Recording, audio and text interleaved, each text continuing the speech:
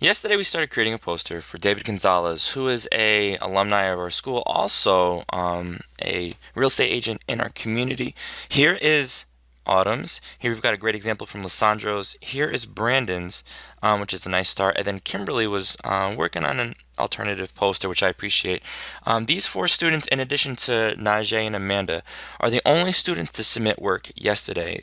You must, for credit, also so I know how you're doing, send me a JPEG of what you're doing each and every day so I have an idea of what you're working on and I can chart your progress.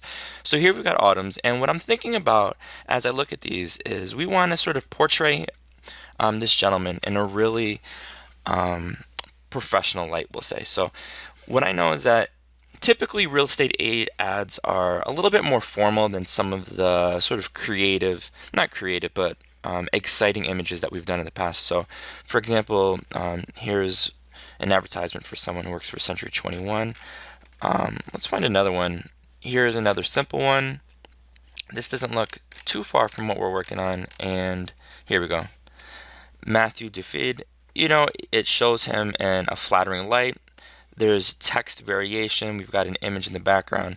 We're going to be taking this image, this rather unattractive image in the community, and we're going to be doing something nice. So again, in this class, what we're not going to be is doing something, something like this.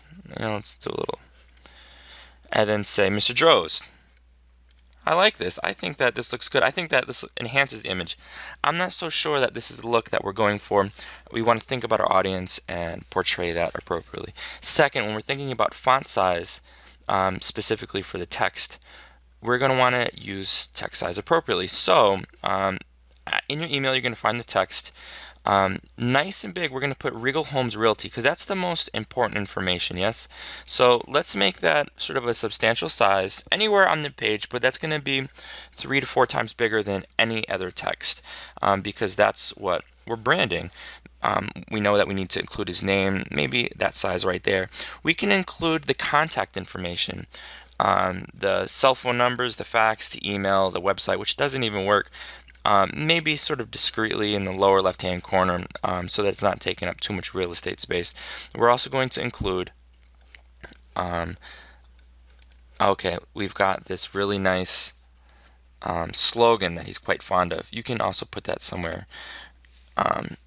In a clear font, you can use all of the ways to contrast the text that we've talked about in this class, specifically putting using the marquee to create like a rectangle in the background, a band in the background, and dropping the opacity. If you want to add different layer styles, you can do whatever you want. I'm looking for something really creative, but also appropriate for this ad. We're going to hopefully wrap this up today. I look forward to seeing your work. Send me your JPEG, save the PSD on your computer.